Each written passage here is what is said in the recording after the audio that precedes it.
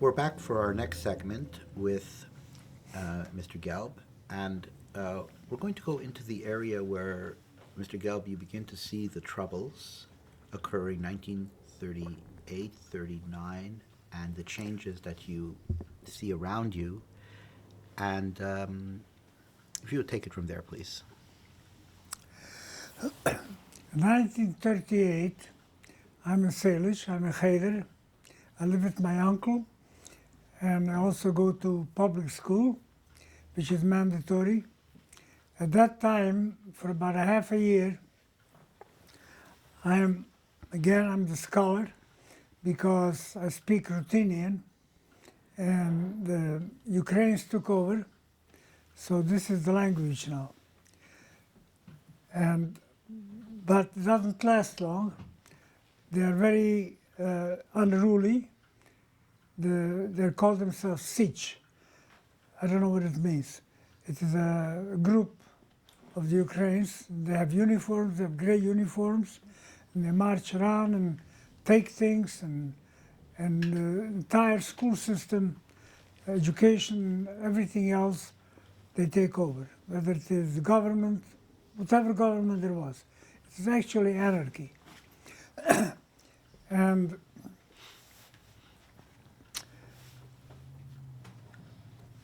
about not even a half year later, this is 1939 in March, the Hungarians are marching in.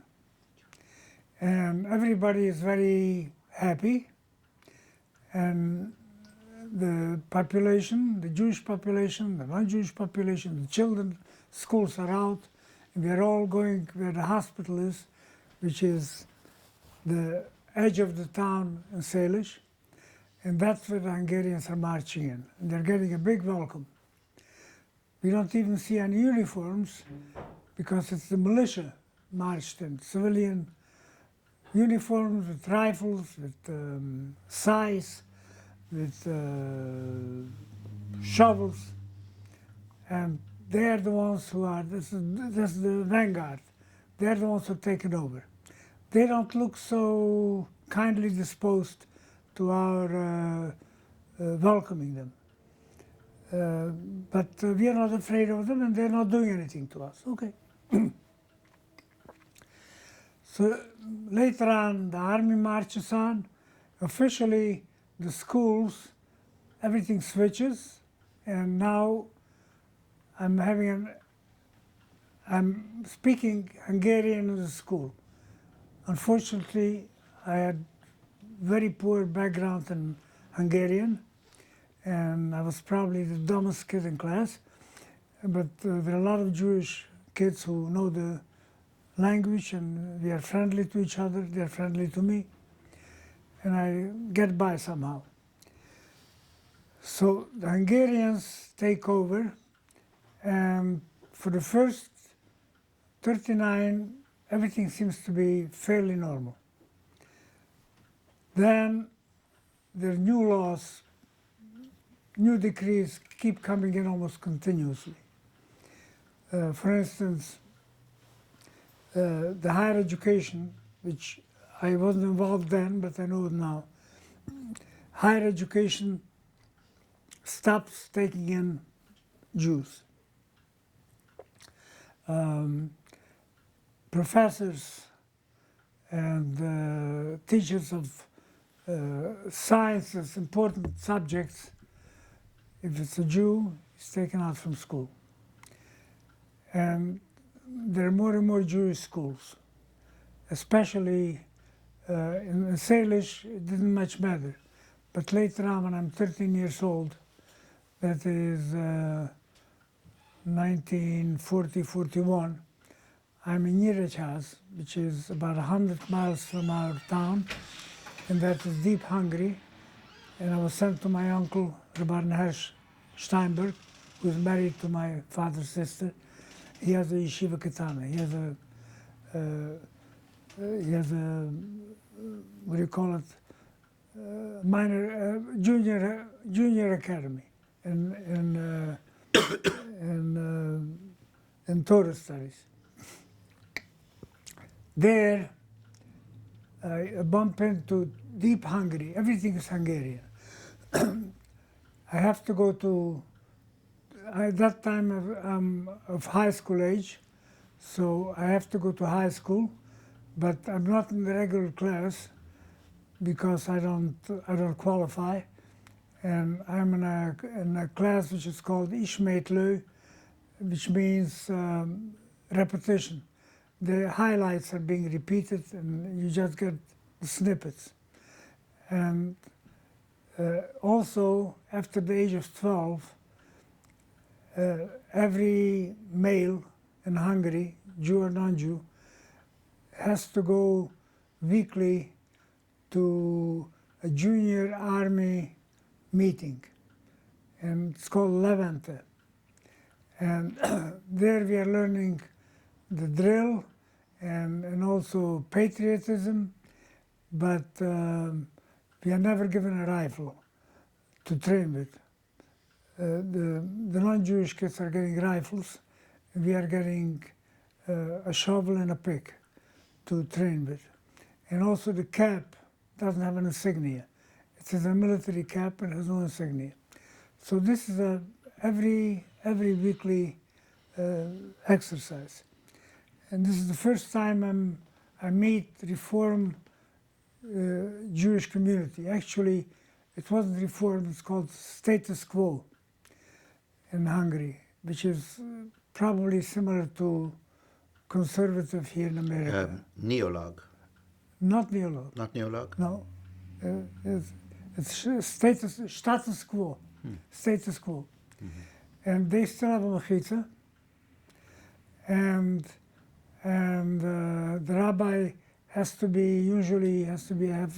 have a PhD, and he's wearing the same garb as a priest would be wearing, the long black coat and the high hat. And I remember the first introduction to Levente, he was preaching to us it was Parshas Kisetse, the portion in the Torah which tells about when you go out to war, and it mentions there that if a woman has two sons, one is from the loving mother, one is from the non-loving mother, that you have to treat them equally. But it's talking mostly, the next portion is talking about a very bad son who is drinking and eating meat and robbing people, or would be robbing people later. And my Hungarian is still poor, I understand it well, but that speech I just never forgot, because it was such power he delivered it, and with such sincerity, and with such, it was trying to tell us we cannot be bad. We have to be good, we have to be subservient to the government. And they were very loyal to the Hungarian government, which is understandable, because for generations, life is not bad, but people who are in business are starting to suffer. Some permits are being denied or taken away if you have it. And for instance, when the Hungarians took over, our family went back completely in the timber business. There were 4 brothers-in-law and a cousin, 2 cousins, 6 people. And everybody had his own section, his own village, his own part in the forest, his own railroad head, because everything came down to the railroads and shipped to wherever it was shipped. So at that time, 1939, when the Hungarians occupied us, they were starved for timber, starved. And whatever was left over from almost 15 years ago, from 1929, when we all went broke, all of a sudden becomes diamonds. Everybody, doesn't matter, even though some of the timber was cracked already from the sun, from standing outside. And of course we start producing, and everything is very good. But we cannot run a business. A Jew is not allowed to run a business. So it's very simple. We have the foreman, who is I don't know whether he's a good friend or not, but he works for us and he's doing his job. And he likes to drink, which is one of the biggest advantages. And my father, wherever he goes in the forest, always has a couple of bottles in his knapsack to treat his workers. So everybody's happy, and he gets his salary, he gets maybe a little bonus, but this is how the business is run. You're not allowed to purchase anything. Now, our foreman is not trained in purchasing. He knows producing. He knows how to cut down trees and how to get workers to make logs for furniture and to make ties for railroads and other things. But so my uncle gets in touch with a forest ranger who was imported from Hungary, and he's in charge, and he has nothing. I mean, he has a job. So all of a sudden he has a horse and wagon. All of a sudden there's beautiful clothes. All of a sudden there are all kinds of delicacies like tea and rice and being delivered. And before you know, we have a license, a non-licensed license to do anything we want in the forest, to cut any number of trees we want. Of course, we pay for them, but so things are very good. But we were very fortunate in this respect. But other people may not have had frontmen, and the businesses were suffering. Income. 1941, Jews are starting to be taken away to labor camps. Now, initially, the labor camps are in Hungary proper. So in Hungary proper, you can get mail, you can get a telephone call. Well, we didn't have a telephone, but you can get a letter every once in a while, send a letter, send packages. My mother had the privilege to visit my father many times, and he would be getting have 2-3 hours off, unguarded, because it wasn't like a prison, it was a campus where they had guards and they had rules and regulations, and but it was still, there was still some accessibility, and you could some once in a while you could bribe and have a couple more hours. So and then in 1942, yeah, It's okay. in 1942, they started shipping out Jews from the labor camps to the front line, which was Ukraine, Russia, and with the Hungarian army to support the German war effort. So my father, he told me after he remained alive after the war, that he was very fortunate because he was kosher, which is a real, almost an impossible phenomenon. They didn't have food, but there was a potato here and there was some vegetable here and there, and he managed. Because of that, the head of the guards appointed him as his cook, because probably he knew that my father wouldn't eat any of it, so nothing would be stolen, all right? And there was horse meat. A horse that couldn't pull anymore would be shot, and the meat would be distributed. So my father had a way to ingratiate himself. He spoke a very good Hungarian, and he was very trustworthy, and he didn't make any trouble. He did a lot of favors for a lot of his buddies while he was there. and he wasn't well fed because being kosher is not so good. I think later on he indulged in whatever Sure. was available. And he was there till about probably at the end of '44, and that's when they marched them all back, and on foot. Could have been maybe 1,000 miles because it was from deep Russia to all the way to Austria, to Ebensee. He was in the concentration camp for 1 week, and that's when the English or the French came in and liberated him in Austria, in Ebensee.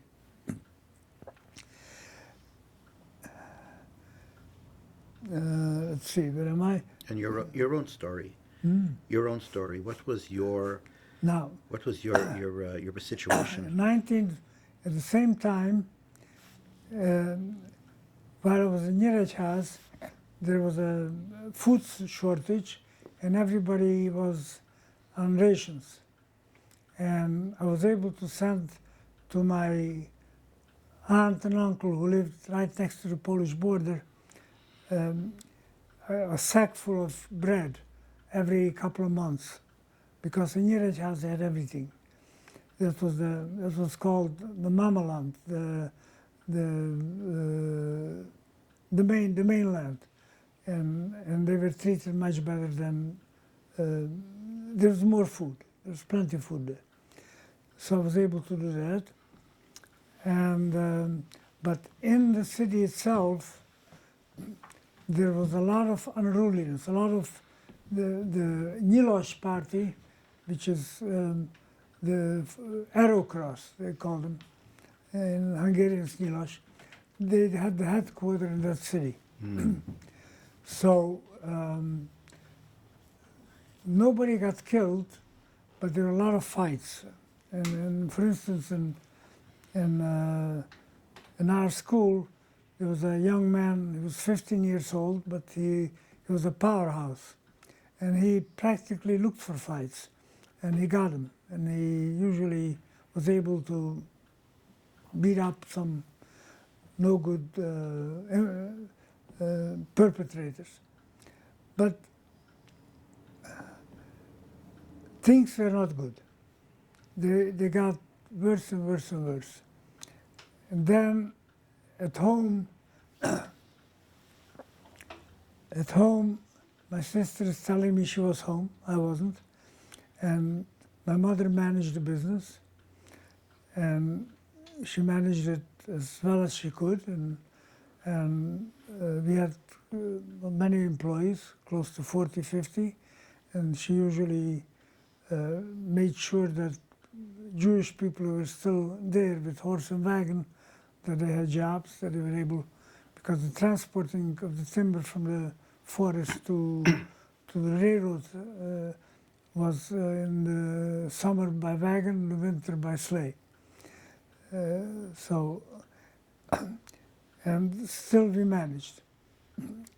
And then in 1943, as I mentioned before, that my mother was not only selfless, but she looked forward that I should be getting a good Jewish upbringing, and I was sent to Ungvar then. Actually, she took me there, which was the capital of our region, and they had a Hasidic yeshiva there. By that time, I didn't go to public school. I stayed only in yeshiva. And we had about 120 young men from all over the region, anywhere from 14 to about 25. And usually the ones from 18 to 25 were the management. For instance, the head of the entire yeshiva was an 18-year-old, but he was a genius and also exceptionally humble, fine young man. Everybody loved him. Naftola Naftali, can't remember the name. So I was there for 1.5 years, and I was very fortunate to be invited by two young men who managed the yeshiva, the academy, to learn with them, which was a big privilege. We happened to be living in the same apartment, and my mother was not only very wise and kind, but also very industrious. She was sending me packages with cookies and cakes and what do you call, makos and kokos. I forgot how you say it in English. Papacy, and cocoa. And I was sharing it, of course. And I was invited to learn with them, and that's the best learning I had, because they would get up at 4 o'clock in the morning, and I would be with them, and till the formal education started around 7 o'clock. Now, my mother visited me once there, and she frequently wrote to me cards and packages, and we also had a cousin there who was my mother's cousin, actually, who managed a big estate. He and his entire family managed a lot of land. So he would come in every day with his milk wagon to the town, and I would get some milk from him. And there was some family contact, which was nice. And also ate different days in different places. On Shabbos, I used to eat in the kitchen of the yeshiva, of the academy. But every once in a while I would go to different shuls and be invited by very good people, and I enjoyed being out.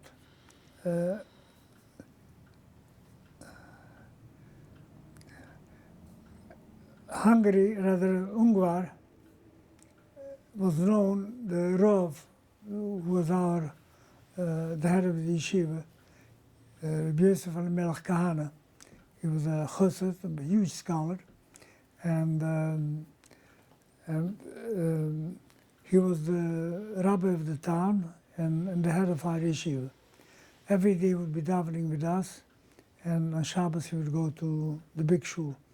The shul was probably one of the most beautiful ones in the entire area in Ungvar. Most beautiful.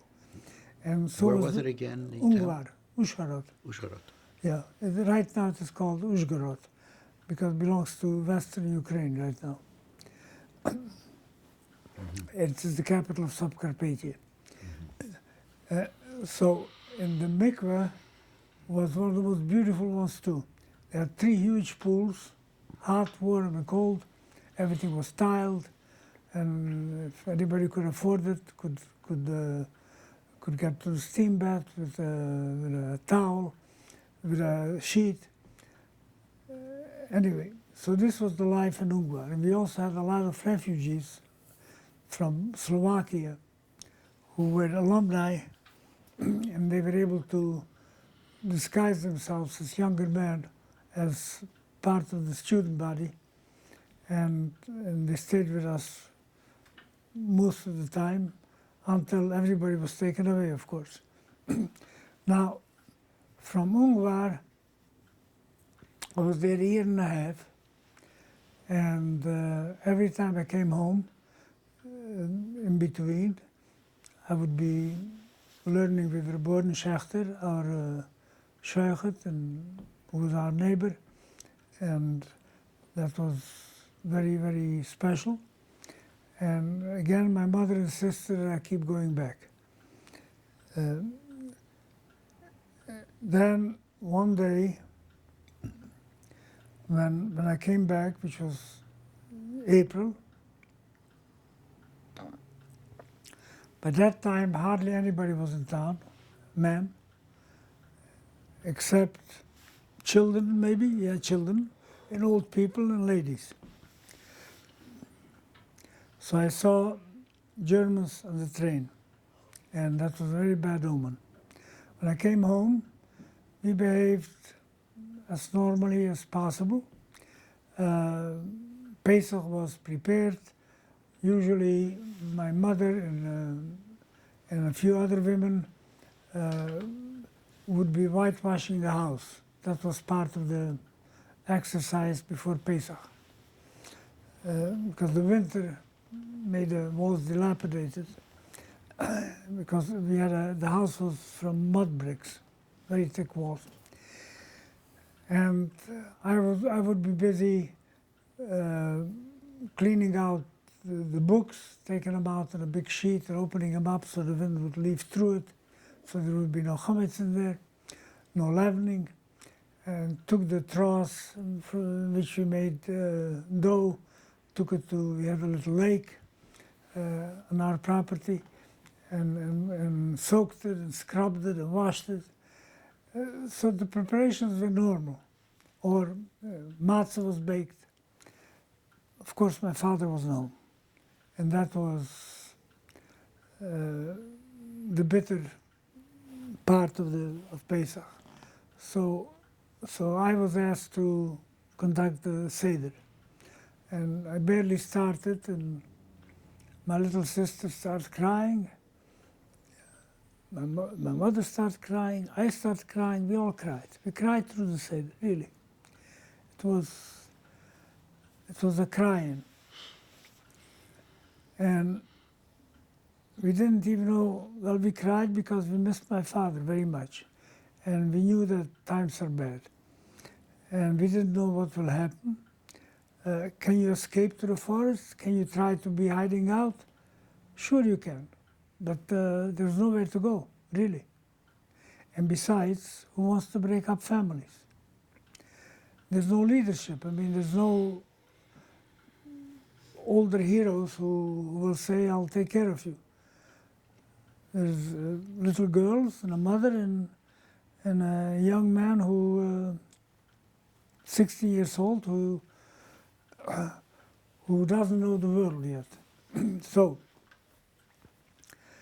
just during Pesach, we got a visit from border guards, from Hungarian border guards. They were the meanest gendarmes that Hungary produced, because the gendarmes themselves, the police, they were not kindly people. They were all very tough. They used to beat people, and they wore a hat with fancy feathers. But the border guard was the worst. And they, no business. I mean, they didn't tolerate anything. So they came and informed us to be ready in a week. Take whatever you want, but they're gonna come and pick us up. At that time, in that week, we could have gone any place, but we couldn't. In the meantime, some other people had been taken already to Auschwitz, which is a nearby town, to the Ghetto. And believe it or not, my mother would bake and send me and my friend Moishi Todres to go over there and deliver, to bring in some food to the people. All right? On the way, I remember I saw two gendarmes.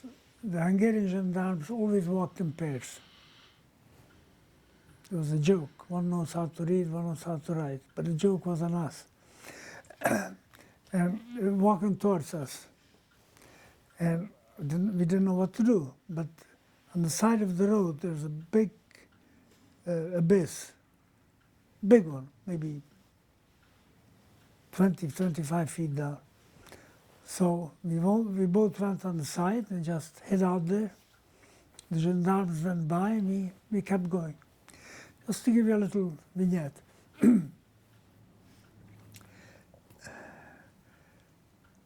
A week later, wagons appeared at every Jewish house. Wagon, horses. we are being taken away because we are going to be spared from the front line. Now everybody had the same question and the same smirk probably. Why not the 2,000 non-Jews? Why we favor it? But nobody asked any questions. And we were taken, a week later, we were taken to Auschwitz, congested, and my aunt lived there, my father's sister, with her family, the Schwartzes. My cousin is still here. She's still alive, remained alive in Long Island. She's 92 by now, shiny. We stayed there. They had 3 or 4 rooms. We must have been about 4 or 5 families. There was no problem with food. Everybody brought along a lot of food. And the congestion was very unpleasant. But we seemed to accommodate each other best possible. And of course, stories kept on coming every day. We are going here, we are going there, don't worry. All of you are going to go to workplaces somewhere to the west, and you're going to be well fed, well cared for. Now, these propaganda pieces came from Jewish people. So I don't think they were paid, I don't think they were traitors, but the news obviously came from German sources, and it was passed on happily because you always want to have something happy news. Sure. Nobody believed it, but who knows? So about a week later, we were all packed up on a narrow gauge train. We had a small train there going from Barracks House to Ilnitz, which is approximately 35 kilometers altogether, about 20 miles. That was the route of the train. So we were taken to Barracks House where the wide gauge train is. So we were taken there in open wagons. The weather was beautiful. When we were taken away in the wagons to the ghetto, many of our neighbors turned their faces away.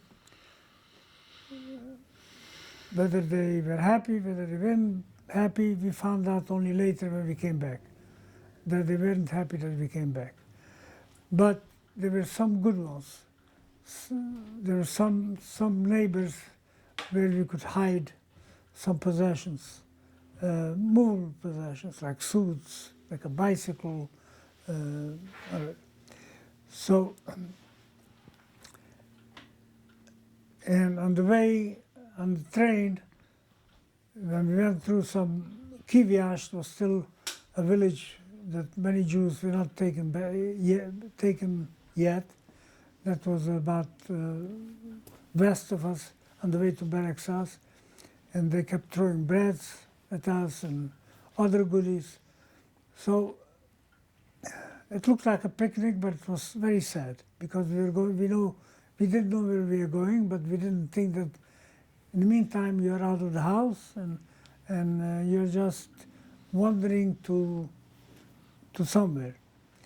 So from Barracks House, we boarded a big train and closed wagons, cattle wagons, and there we had to go in. No, I'm sorry.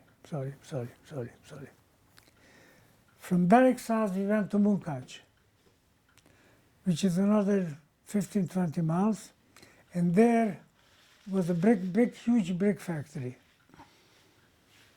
And that was the ghetto for the entire area. Must have been, I don't know how many tens of thousands were there, but it was huge. And the drying, I don't know, pavilions, I think they call them, because there's no walls, which is used for drying bricks before you put them in the kiln. Those were our quarters. So naturally there's no privacy. So we took the second floor, put some boards, made a second floor, and made the walls with sheets. So that was the privacy we had. We still had food. There was also a kitchen, which was kosher, of course, and we could get some food from there.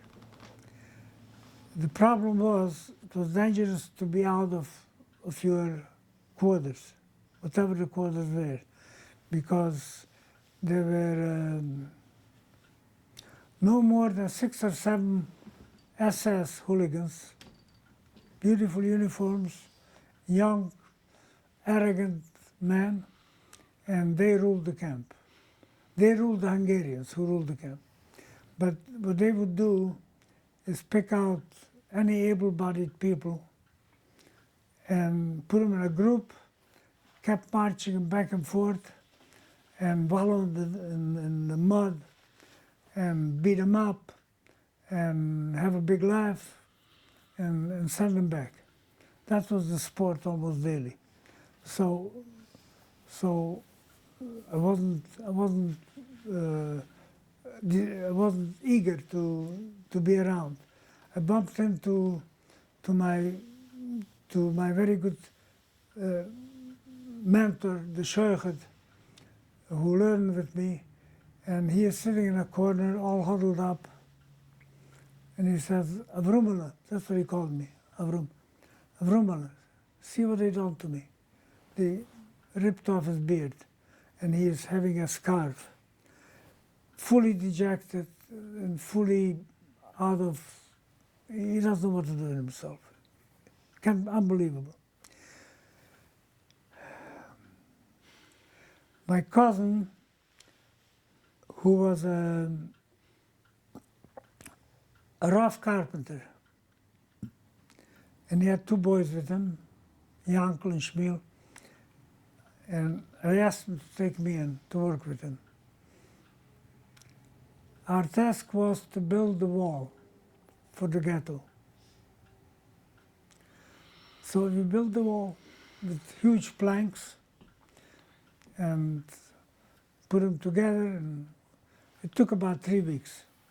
When the wall was finished, all of a sudden trains started to come in. Because the railroad was there anyway, because it was a brick factory. And now the train comes in for the purpose of taking out the population of the ghetto to take them to the next stop.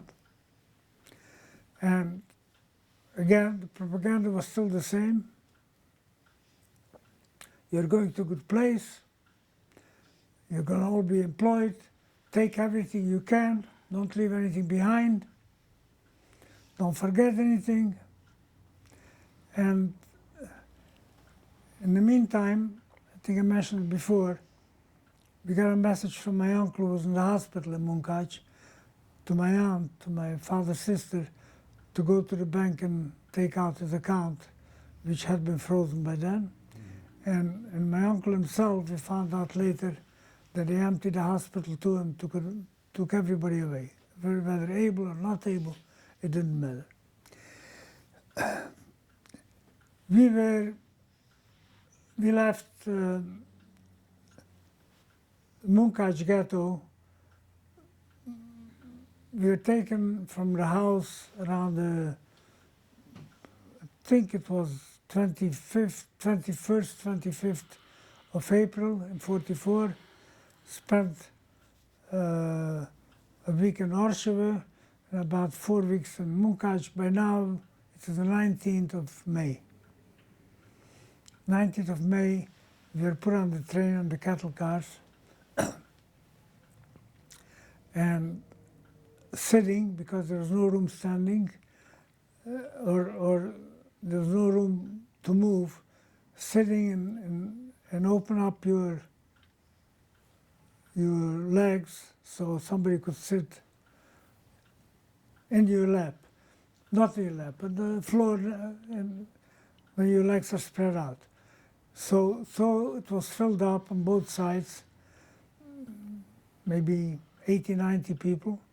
In the middle there was two huge kettles. One was for water, and the other one was for if you had to go to the bathroom. And we had a little separation each side with a sheet. Older people, children, everybody cried, everybody was miserable. And we traveled for 2.5 days and nights. We went through Kosice, and the next stop was Krakow. So we were in Poland. The next stop was Auschwitz. It's about 2.5 days later. We arrived there, I remember very clearly, around dusk. It was just late afternoon. It was foggy. And the yelling and the screaming and the disorder was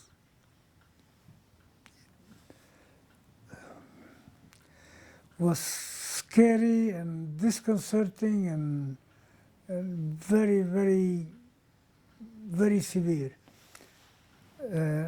What happens is, all of a sudden, pajama-dressed people are coming up and they are telling us, get out fast as you can, take everything you can, or leave everything. Actually, I forgot. I didn't think we took anything. Don't remember. I think we left everything. But I remember Shibachi, my uncle, who is the one I told you who was discharged from the labor camp.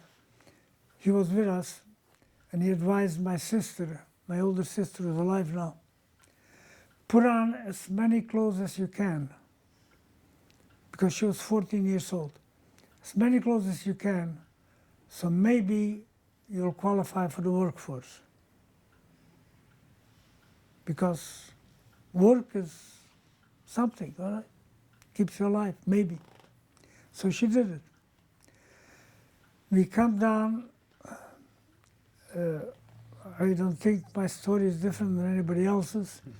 There's a lot of, after we are being thrown out from the wagons, everybody lines up, we are still together as a family.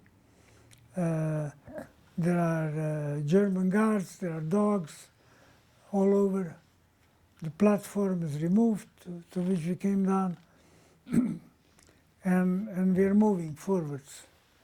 And then there's this conductor there on a platform, and he's conducting left, right. We find out later who he was. That was Dr. Mengel, of course. So before you know,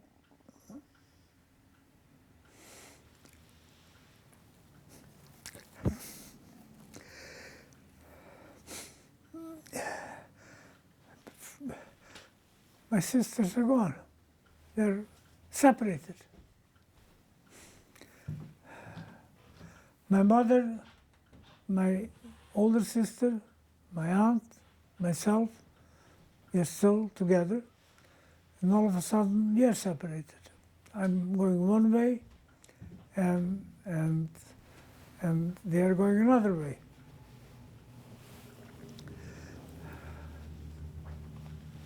It's okay. Thank you.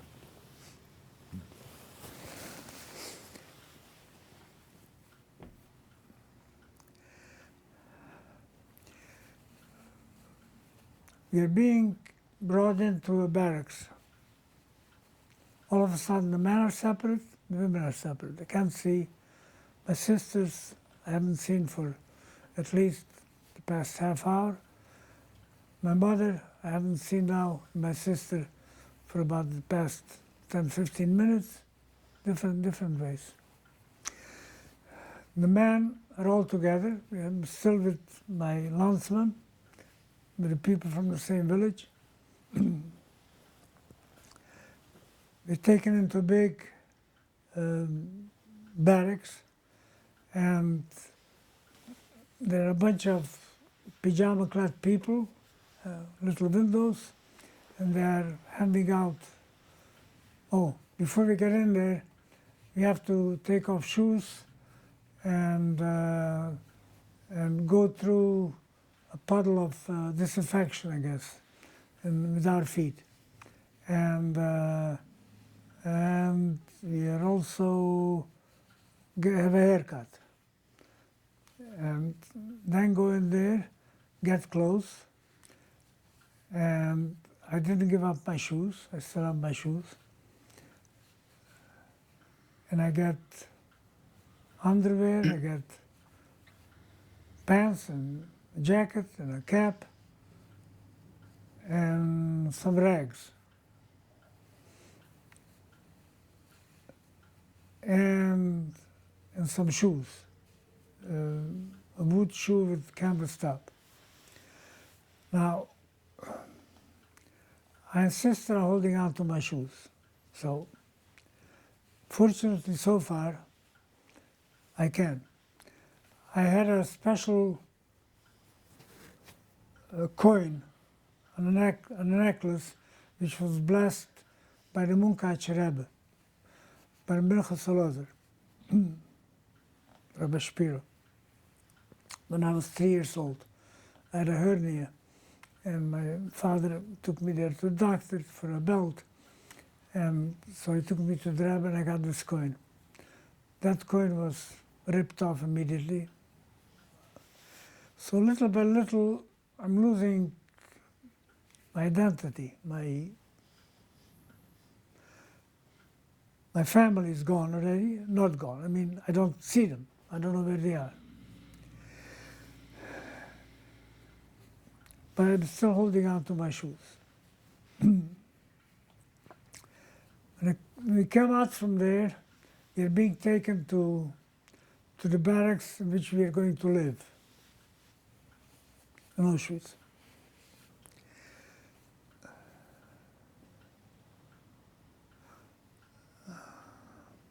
It's hard to recollect. I think we got some soup, and we slept somehow. But next morning, there is like an assembly. An appel. I don't know whether I knew the word appel yet. Mm-hmm.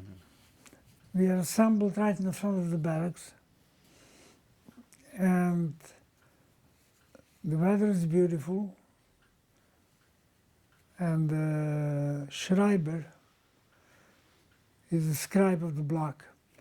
And after the block Ältester, after the person in charge of the barracks, he is next person, I think, in the hierarchy.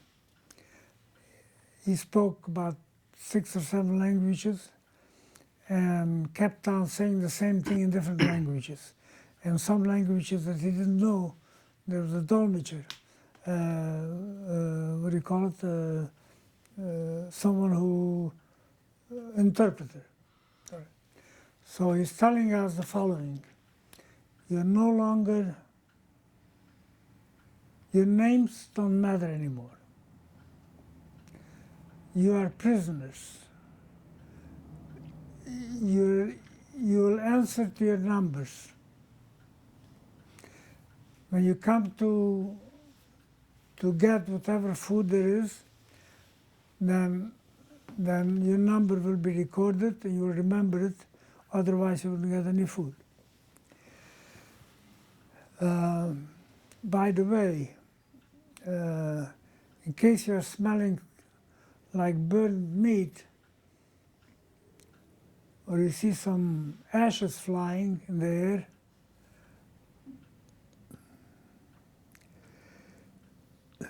those happened to be your relatives. Well, I believed them. Because I realized the brutality has no end. And I told immediately to my uncle, Shiabachi, I'm not staying here. I'm not staying here. What do you mean you're not staying here? You have nobody else here. We are all together. No, I'm not staying here because I'm not going to stay alive if I stay here. I just couldn't. I was breaking down. I mean, I felt it and I knew it. So I also knew that in these situations, or in any situation that is undesirable to you, you never volunteer. Don't volunteer. So, lo and behold, about 3 days later, there's a transport going to Buchenwald. We need volunteers. Volunteered. I volunteered. And my uncle was besides himself. He says, come along. No, I can't come along because I want to be here with other people. And I really broke away because at that point, I don't know whether I could do it now. I couldn't handle it. So that could have been, I don't know, could have been suicidal, but I couldn't handle it. Buchenwald, we were going through the same thing again. Disaffection, clothes. There we got a coat also, which was a little bit thicker material than the regular jacket and pants. And for 2 weeks, we practically had a vacation. We didn't do anything, and we were fairly well fed. In Auschwitz, I couldn't even touch the food. Besides that it was being treif, it was also, it was very unappetizing. And I was for myself, I was very finicky. I had it good all these years, so, but in Buchenwald, everything, they gave us not bread, gave us very, very good soup. And in fact, I even saw some soccer game on Sunday in the front yard. Some privileged prisoners played. There was even a man on a horse, and somebody said it was Leon Blum from the Paris former prime minister. He was a political prisoner in Buchenwald, and he had special privileges. So maybe things is not such a bad place. After 2 weeks, we got numbers sewn on the jacket. 55562. 5565. And that was my identity from now on. From there, we were transported by trucks to Dora. Dora was a place where they produced V2 rockets that were shipped to France and were fired over the channel to England. Dora was a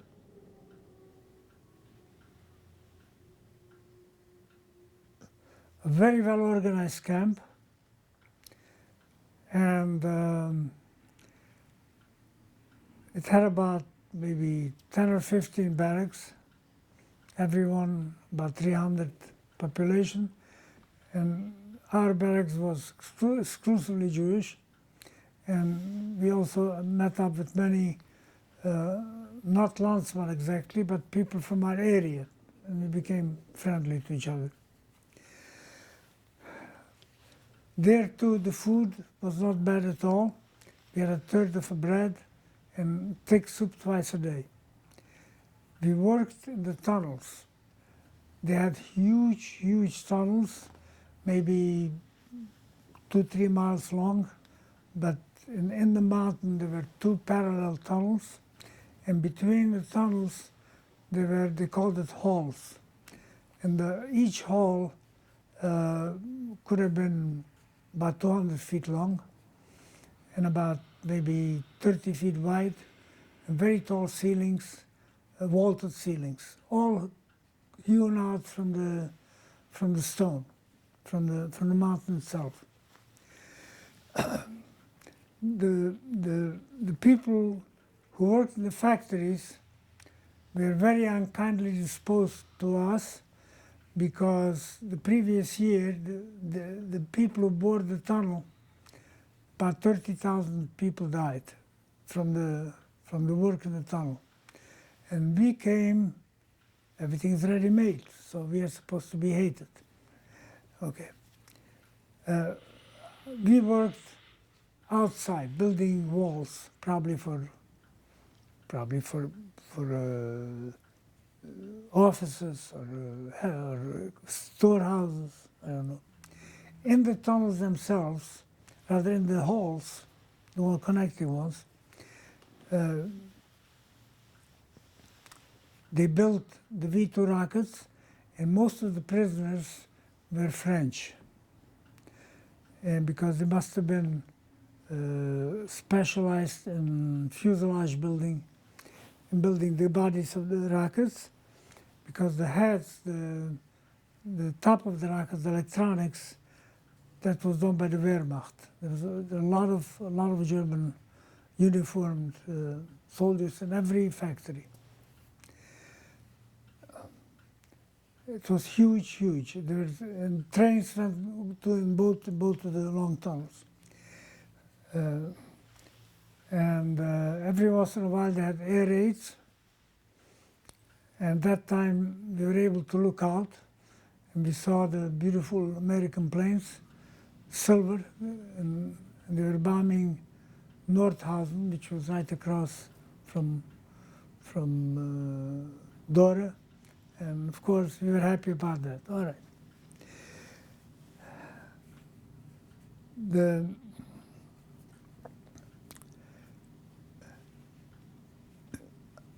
My job was to carry up trowels of cement. 1 hour's up. Continue. Yeah. Trowels of cement, up and down the ladder, maybe every 4 or 5 minutes. How my feet held up, I don't know, but I did it. And a few other people did it continuously. And other people laid bricks, and other people threw bricks, and so it's a whole industry. During lunch hour at one time, we were huddled up. Our company was very small, about 7, 8. And we had a couple who was not the worst guy. And I was sitting there and eating, and all of a sudden, a tall fellow gypsy, who was a couple, but a monster, maybe 7 feet plus, very well fed, came straight to me. Obviously, must have been reported by somebody. Take off your shoes. By that time, my shoes were all white because I purposely covered them up with lime to look bad. But they were very warm. But this time, this was November, December, no? October, November, yeah. So I looked at my capo, and my capo said, do it. I had a choice, otherwise I could have had the collarbone broken, who knows. So I took them off, and that was the last vestige from home. Now I'm completely denuded from any contact. The only contact I have, many contacts, I remember Friday night, home, warm, food on the table. My mother would clean up with a feather the crumbs from the tablecloth and put it in something and just throw it out, probably for the birds. Thinking myself, how can anybody throw away crumbs? How is that possible? I mean, these are the thoughts that kept me going. I always was thinking of home. I was of course I was homesick. Did you have conversations with other prisoners? Yes.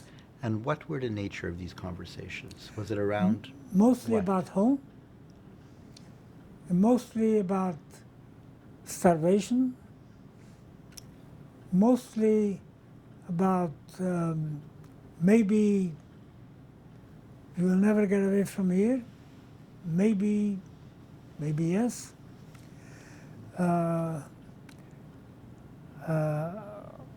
I used to think and sometimes say that I'm happy about one thing here in camp, that I'm not here with my father. Because there were many father and sons, and the scene was not pretty. Because sometimes one would be stealing from the other. And that, believe it or not, they were not my relatives, but it hurt me so terribly. Of course. It's a breakdown, a total breakdown. I was grateful that my father wasn't with me.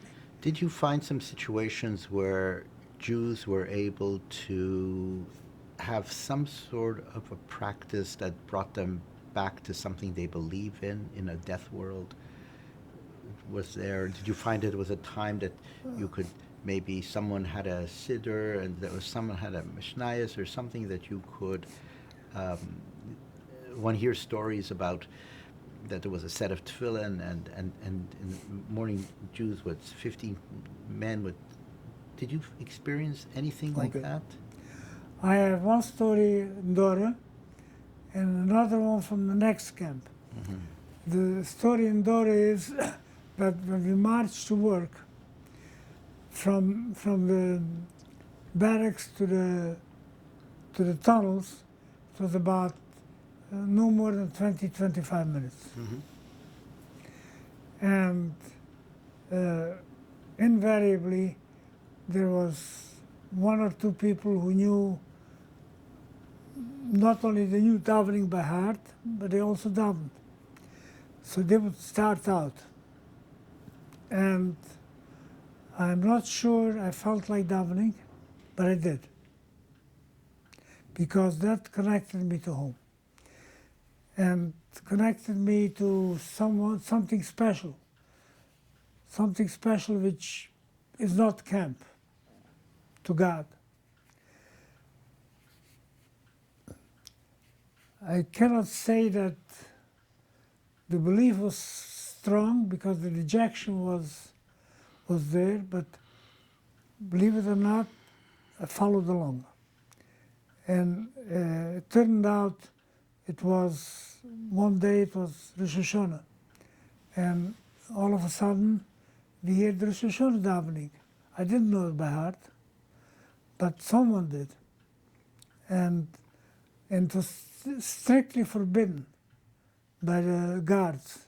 If the guards caught even conversation, it doesn't matter davening, just conversation between, while you were marching, you were hit by the baton very hard. But somehow or other, we were able to manage. Maybe we looked left and right and stopped when the guard was close. And this was as you were marching? As we were marching, yes. On Rosh Hashanah? Yeah. And you were praying? And many other days. This was the positive experience, the connective experience in Dora. Yes, definitely. So communing with another Yid was very important. Oh yes, Tell me about yes. that. We had everything in common. We were able to commiserate with each other. We were able to console each other. We were able to instill whatever imaginary hope there could possibly be, because at that time it was imaginary. The belief was not there that it is possible to get out. But you know, if you could get out from Egypt, that was guarded, it was the most guarded country in its time, so maybe there's a possibility to get out from here too. and God willing, next year maybe we'll be out of here.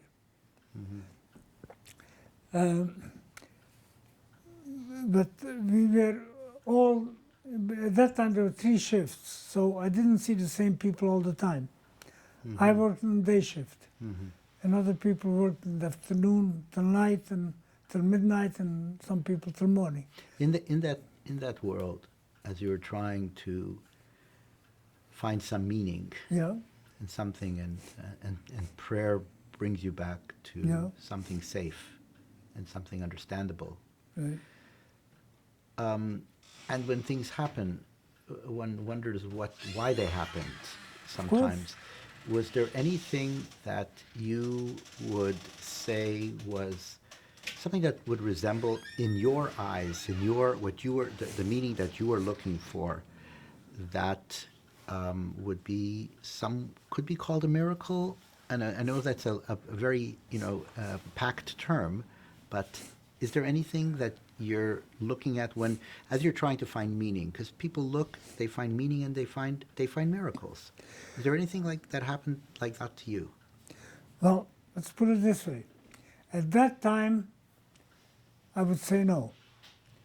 But in retrospect, I told my story, especially my daughter, Miriam Walensky. She lives in Muncie. She's very sensitive and very insightful. She says, "But Dad, you had so many miracles happen to you, right in camp." Looking back, I realize I had many miracles happen to me. So give me some examples. I'll give you some examples. Retrospectively looking Yeah, back. retrospectively.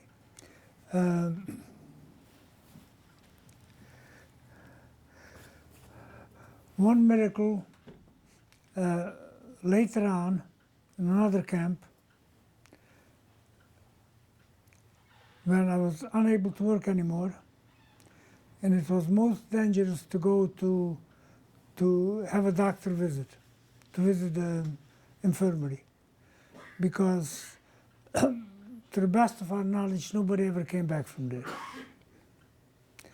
And I had no choice. And I did go to visit the infirmary.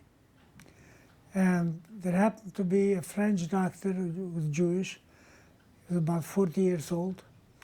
And when I told him, I'll tell you the story later, but this is just the shortcut.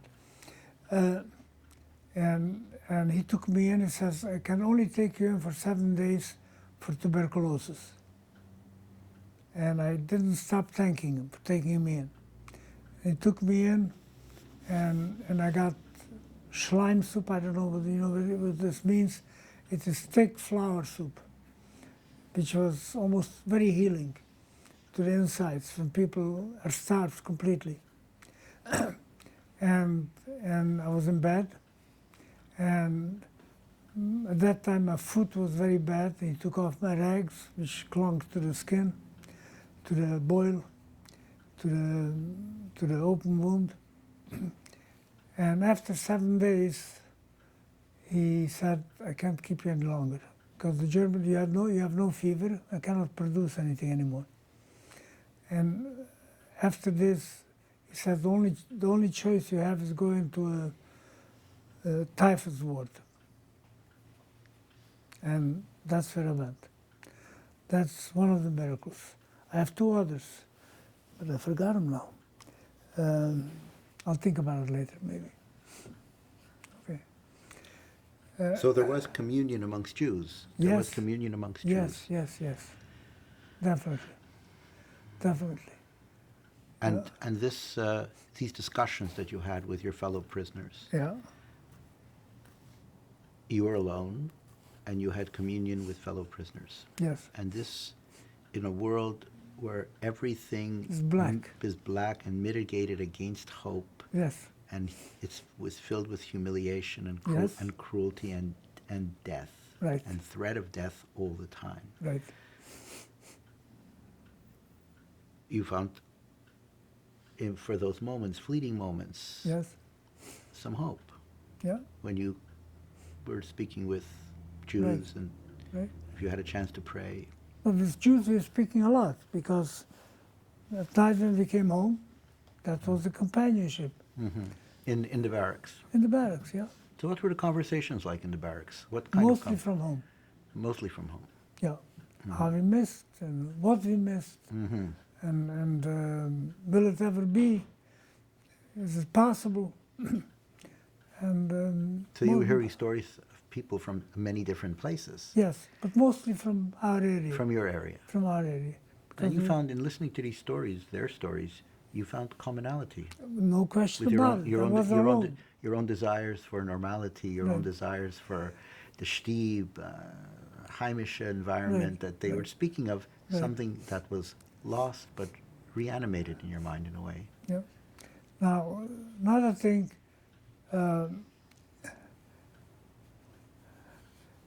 I try to not to philosophize, because there's some people among us. In fact, I remember one doctor. He was from barracks house, not far from where we lived.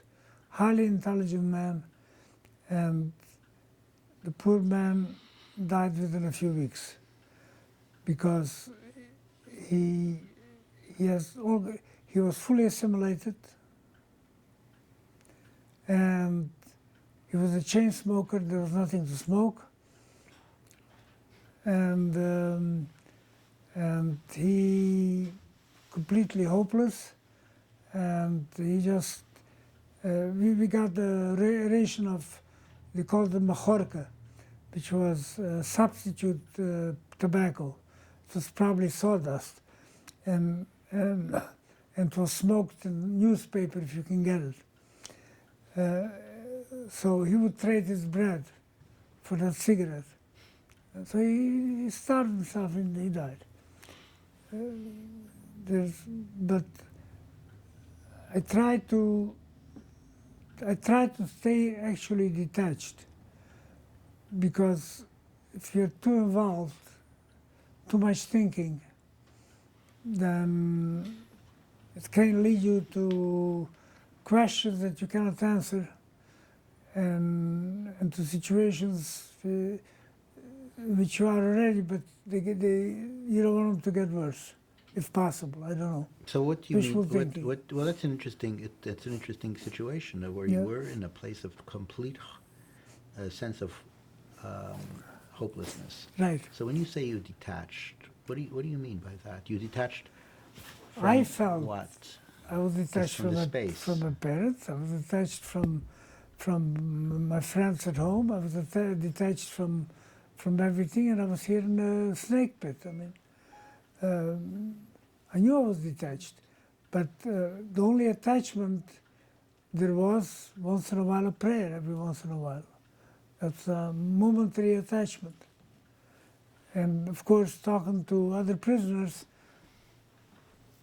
it wasn't really much helpful, because everybody was in the same bad situation.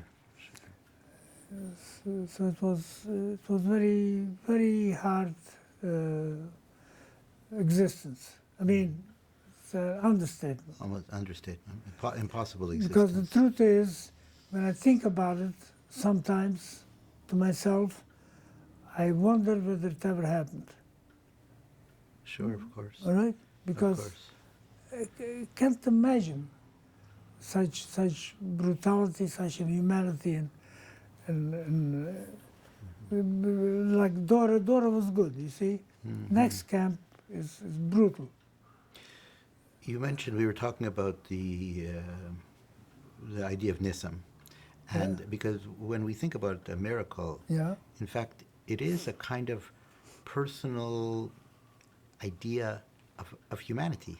Yes. It is. I mean, when Yes, you think yes. of a miracle, Yes. you're thinking about something very human that happened that was good. Yes. It should not happen in Right. a death Right, world. exactly. So can you think of any more like that might have happened to you? I have Can it at jar your least two memory a others, little but bit? I can't think right now. Because But they're maybe- interesting. Those are interesting ways of thinking about survival. Right. To hold on to these things, Yeah. even if you think about it in retrospect. I mean, even if at the time you didn't realize it, in retrospect, as you're trying to make sense of all Right. this, it gives it more meaning Yes. about how you handled it, how you survived. It's a miracle. That in itself is a miracle. That in itself is a miracle. There's no question about it. Yeah, that in No, itself no, is a miracle. no question about it. Yeah.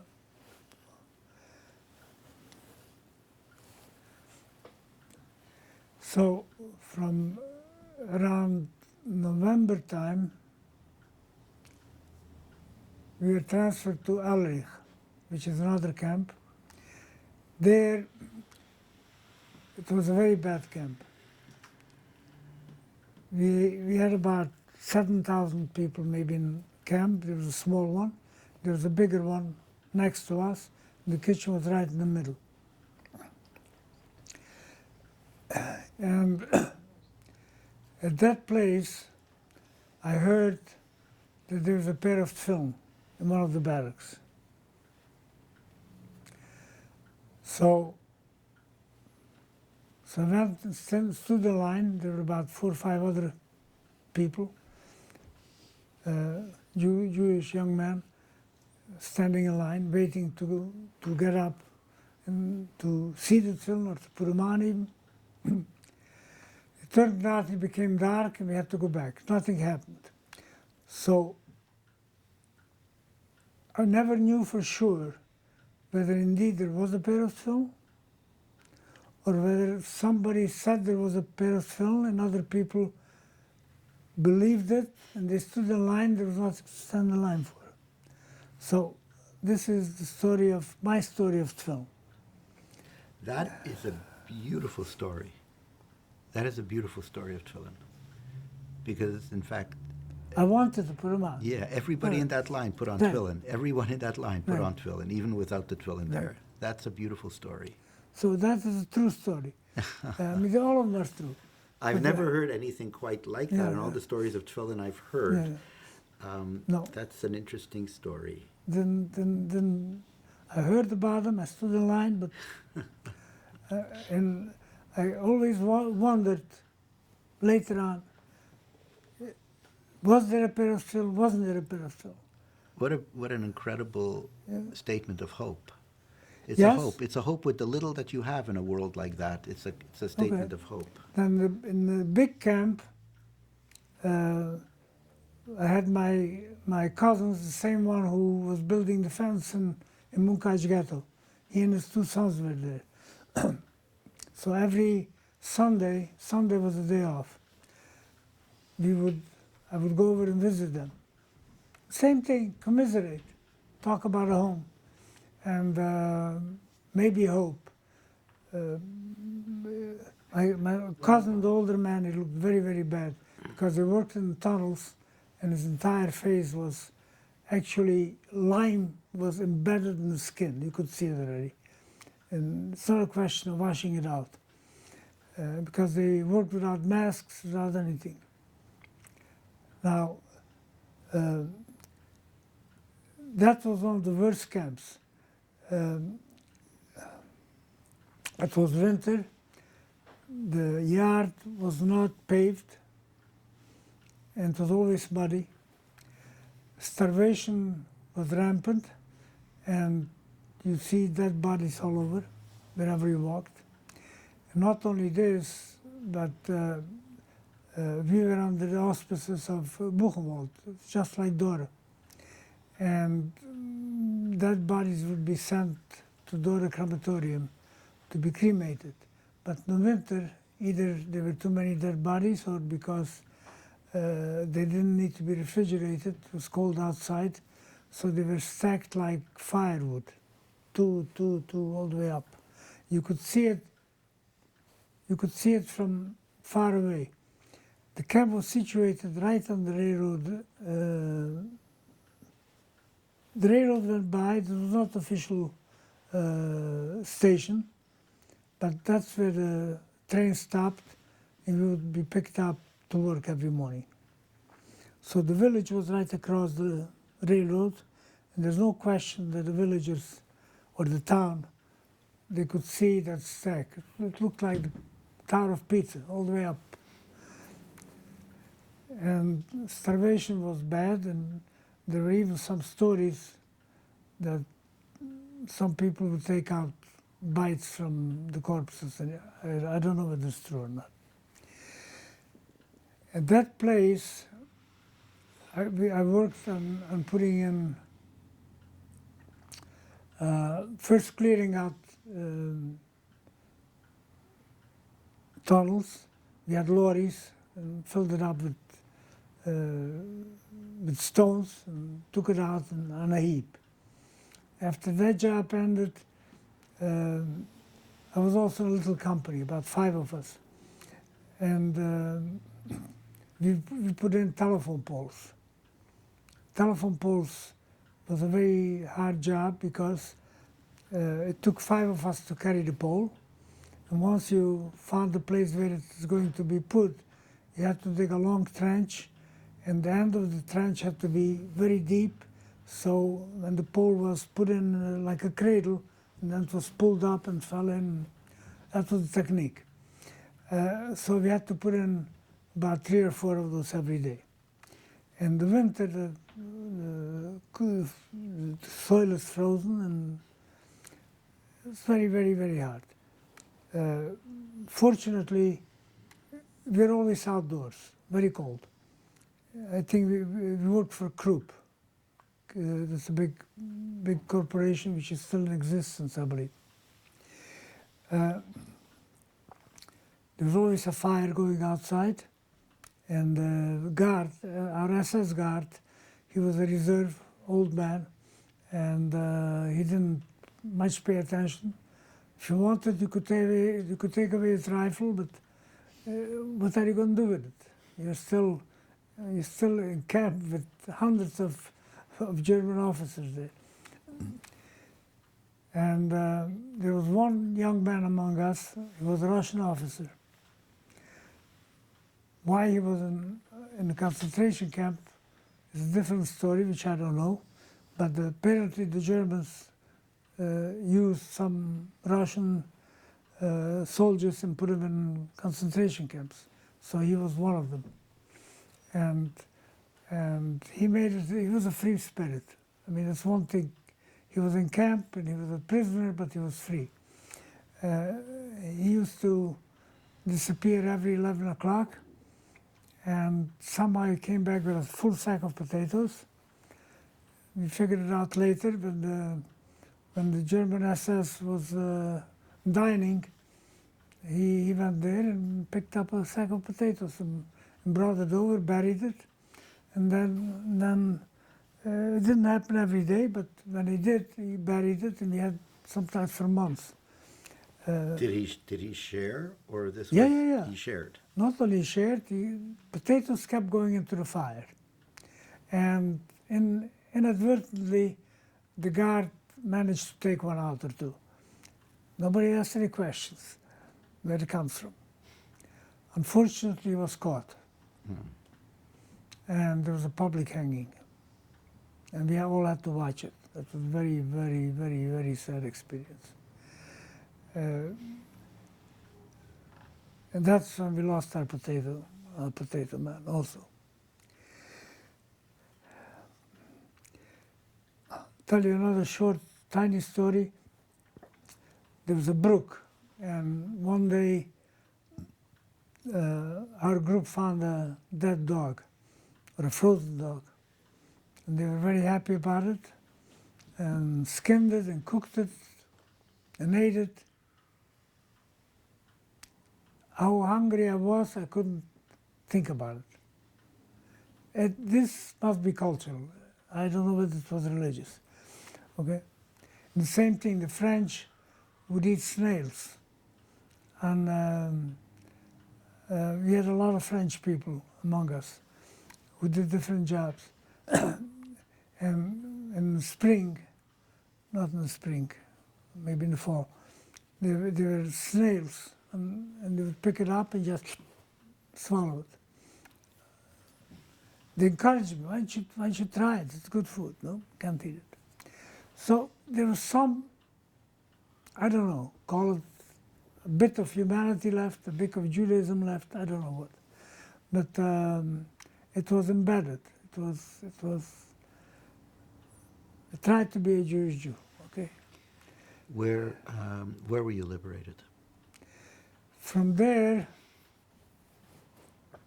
as I told you, I wound up in the typhus ward, and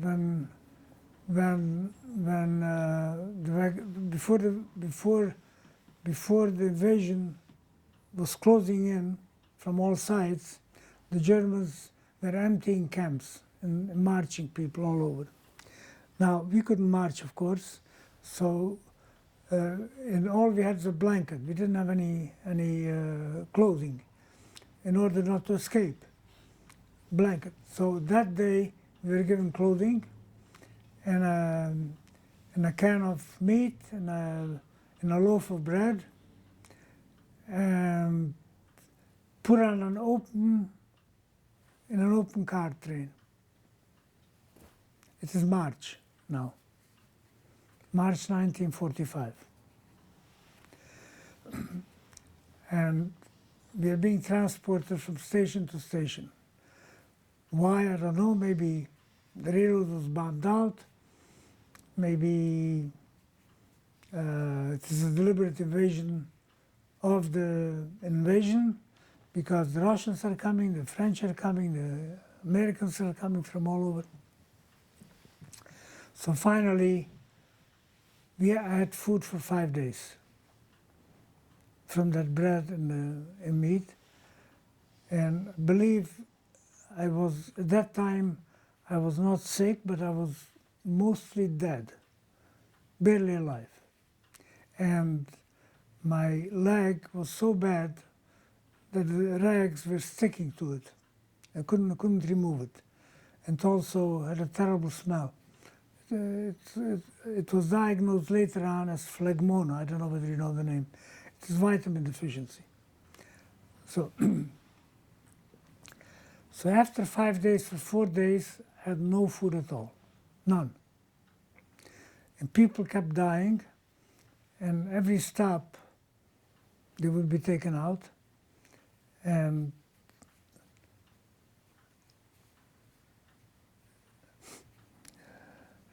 some days, the few of us who were still alive wouldn't report the dead, because the dead had clothing on which was less unpleasant than sleeping on the wet floor, right? It was raining constantly, drizzling. They're all open. We arrived to Oranienburg. In Oranienburg, it's another miracle here. 2 people, strapping people are coming. There are about maybe 8 of us left in the train, in the car, out of 80. Lift me up like a baby. First, I get a soup, a bowl of, we called it haferflocken, which is oatmeal with sugar in it. The best I can ever remember, all right? And then I'm being carried like a king. Why should anybody want to carry me if I'm condemned to die? And I'm being taken into the barracks.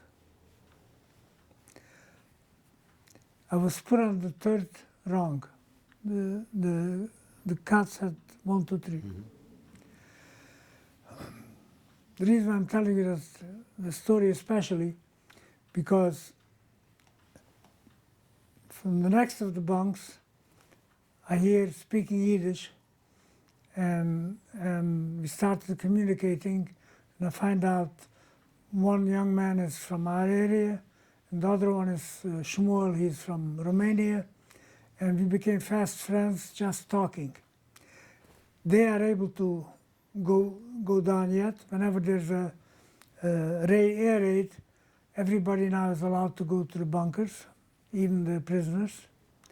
And I can't move. I'm right on top, on third rung. I can't move. I'm completely out. So they had to bring me the food, which they did, whatever food there was. And if I had to go to the bathroom, they had to assist me. But running to the air raid, what do you call it, the shelter was out of the question. So the war for Berlin was very, very, very tough. Oranienburg is right near Henkel. Henkel made the Messerschmitts, remember. And the bombardment is continuing, and bullets are flying left and right from where I'm laying. And it doesn't matter because I can't move. Now if that's a miracle, it's a miracle for sure. Bullets are flying literally left and right of my back of the head. All right? And finally, there's news. The Russians are here. You're all free. Okay. I'm all free. My friends help me down. And we start walking outside. There's no German in sight. None. And the camp is really free. And the Russians are in. And we heard stories about Russians. Everybody heard stories about Russians. But they're very decent. Everybody is very, very helpful.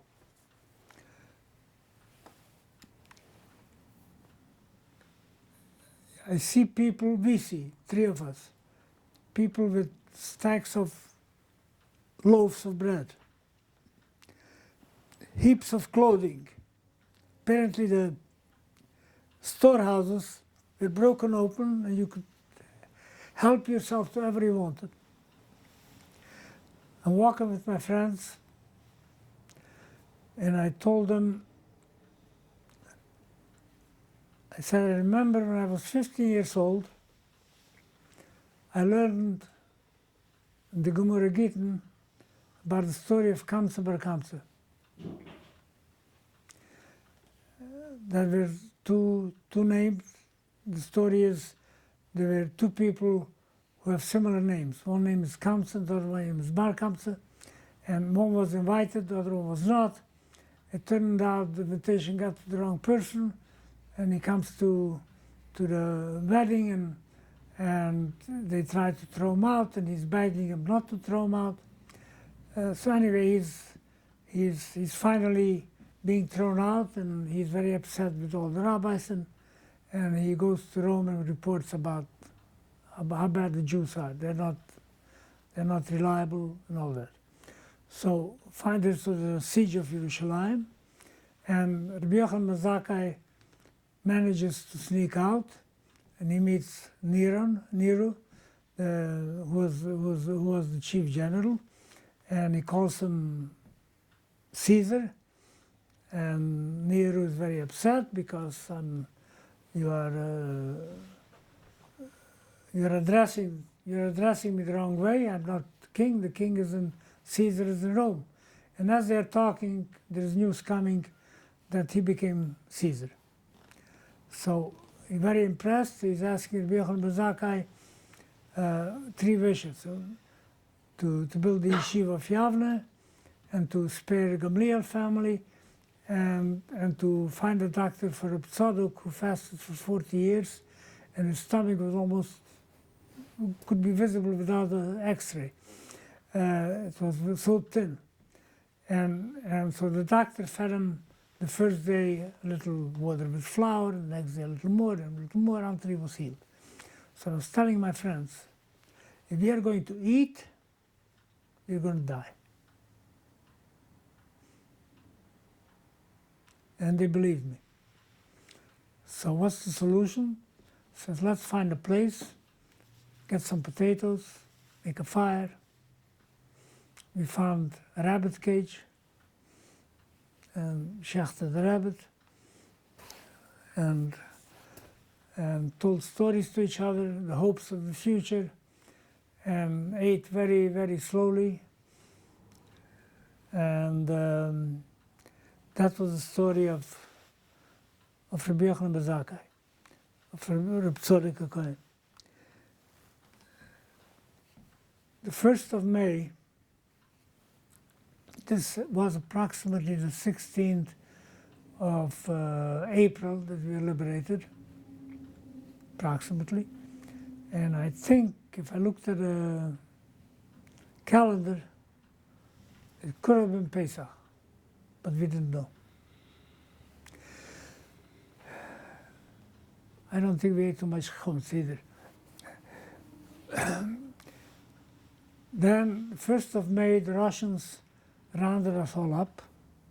They didn't want anybody to roam around on the highways. The highways, by the way, were full of refugees. Everybody was pushing push carts and pulling wagons because the Germans were in disarray. Everybody was afraid of the Russians. So there was no room, any place to go. So and I remember being taken to the bath, and the Russians have a custom, it's a cultural custom, I guess. Women take care of the baths. Everybody gets undressed, whether you like it or not. If you don't like it, they undress you. And I was thrown in the bath, and I passed out immediately. And the next thing I knew, I was in the hospital. The reason I passed out because my foot was so bad, and the rags were sticking to it, they couldn't remove it. So I just passed out. And I was taken to the hospital. The hospital, fortunately, had been very well appointed because it was an officers' hospital, German officers' hospital in Oranienburg. With German doctors? No, still? Russian doctors. Russian doctors. There's no German inside. Mm-hmm. But they left everything intact. Mm-hmm. The hospital was left intact with the operating rooms, medicines, with everything. Mm-hmm. Mm-hmm. And next thing I knew, I was being prepared for an operation of my foot, my left foot. And I was really worried, and at that time praying very hard because I was worried about losing the foot. It was that bad. And 2 months later, I woke up. I must have been in a coma all this time. And my wife, who's a professional nurse until she retired, but she still understands all these things, told me this was probably the best medicine I had, the coma. That was the recovery. When I woke up, the first thing I found, my foot was intact. Very, very grateful. And a few days later, there were different embassies who came in, Polish, Czech, Hungarian, to try to claim their citizens. Mm-hmm. So I claimed we were Czech citizens. So I was taken to Prague, and I was there for a couple of weeks in a Boy Scout camp, recovering, and they gave me some money and some papers, which I have somewhere, but I don't remember where. I may still have them. Did you go back to Sicily? And then from there, I heard the grapevine is in Budapest. All the information is there. So I went to Budapest. In Budapest, I met two of my villagers who already had a factory and they were doing big business. And they were telling me that my father and my sister is home, alive. So that immediately, I took the next train. Just to give you some idea, nobody had any tickets. We didn't. I didn't say nobody, but no tickets. We weren't afraid of anybody. And we had nothing, and I was afraid of nobody. And very grateful to be alive, and I didn't know yet about my mother, about my other sisters. But when I came home, my father and my sister was at the train station. I asked them, how did you know that I'm going to come? He says, we didn't. The train went by twice a day, so we came to every train for the past few days. Because they telegraphed them, the people in Budapest. So this is how I got home. I met my father and sister, and of course I was given the bad news about my mother. So my father asked me to sit still for 1 hour and say Kaddish, Ben Adamiyah. It was very happy and sad. Happy that I had some family, very sad I lost the other half. And from there,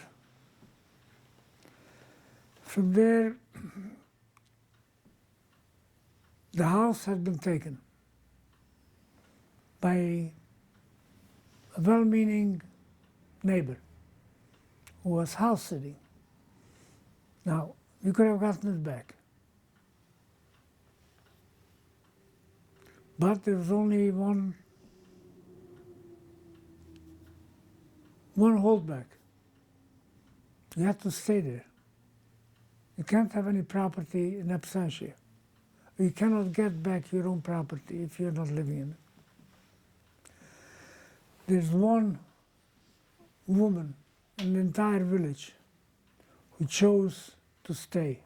She got back her property, and she may be still there if she's alive.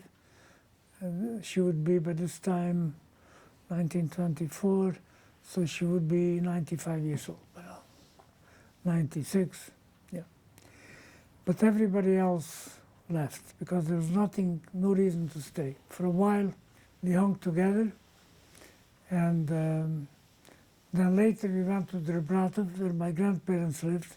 There was one family who got back their house, the Moscops, and my Uncle Barry, my youngest uncle, my mother's brother who came back, he advised us to go over there.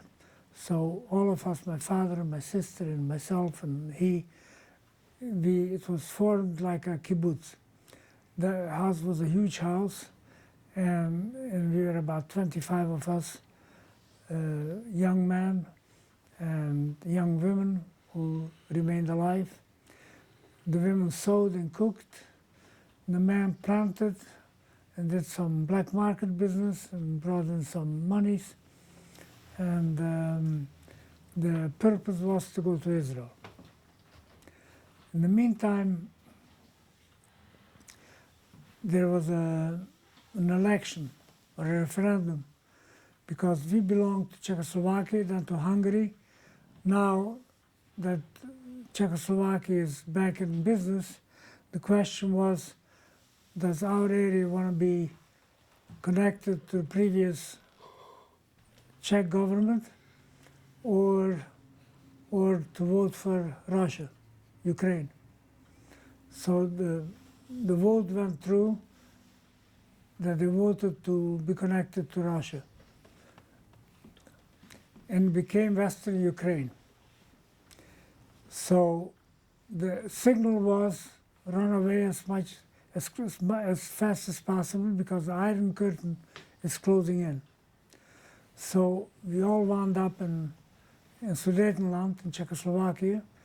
At that time, anybody could get a villa, a house, anything, a business, because 3 million Germans were thrown out by President Benesch, who was one of the mildest people.